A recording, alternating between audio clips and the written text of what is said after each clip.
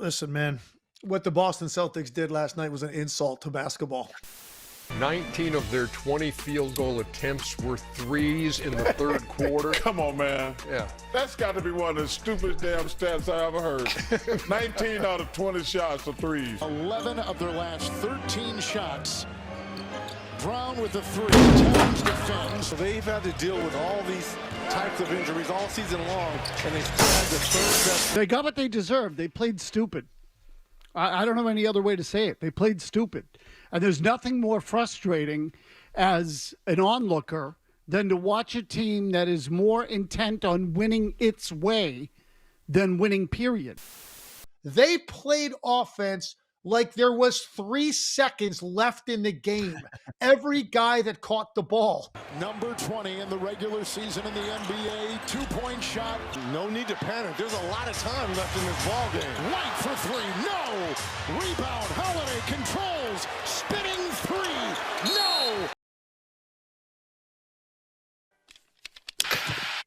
As I'm sure you guys know, when it comes to sport of basketball, the game is constantly changing, evolving, and taking new forms. And looking at our current era of basketball, it's quite simple.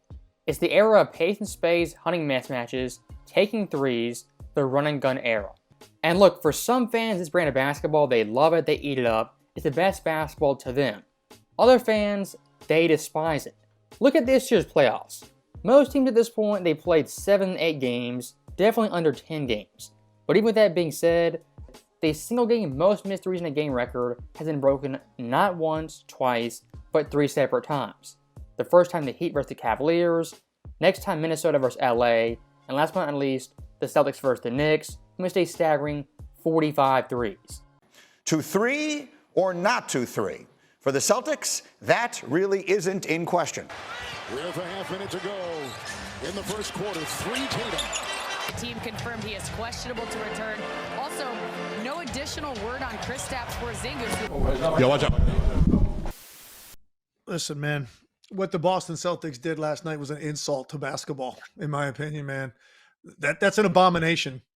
An abomination offensively to play the way they played. And look, if people are going to sit there, well, that's how they play all the time, man. Live by the 3, die by the 3.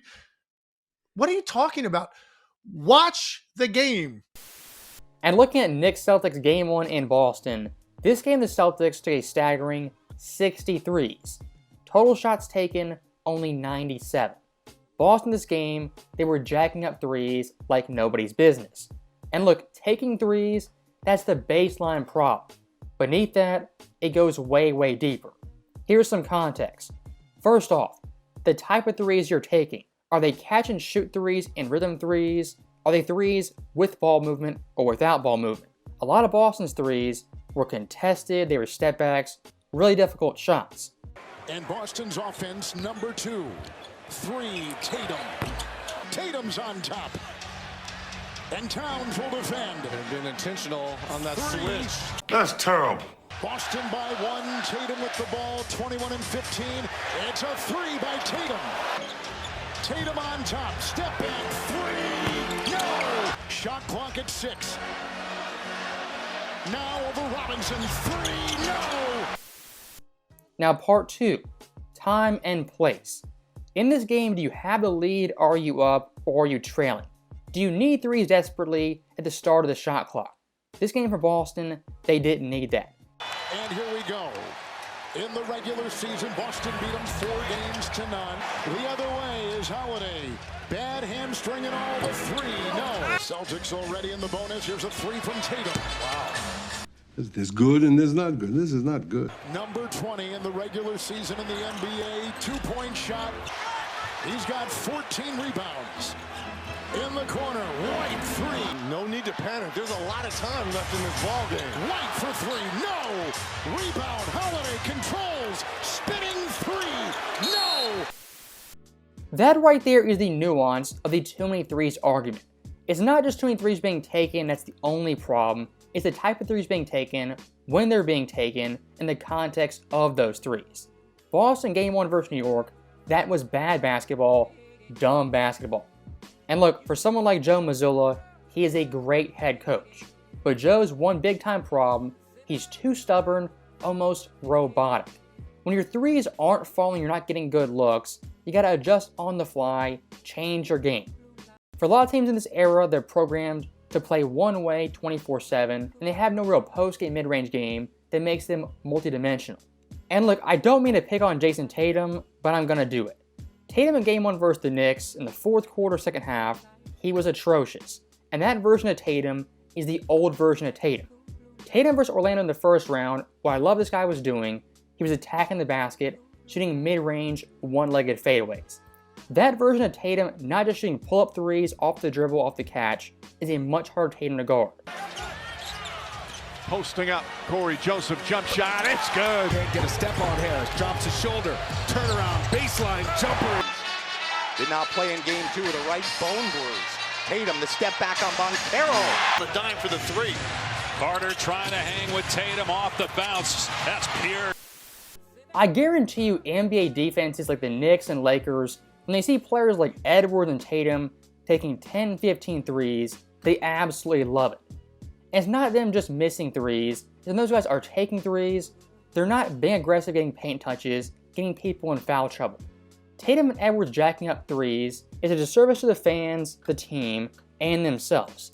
As their overall offensive games, what they could be is multidimensional, but time and time again, what they revert to is shooting threes and being robotic. At Target Center in 4 years, it's been since 2021 as Edwards misses badly. 18-3 of the night for Golden State. When you outscore a team by 39 from three. The shooting for you, we just got the numbers that you guys going 12 for 76 over the last 2 games is the worst three-point shooting in the history of the NBA playoffs. James right there protecting. Cross-court Edwards. He'll fire over Vanderbilt. To put the Lakers to bed, and you come out with 2 soft shots here.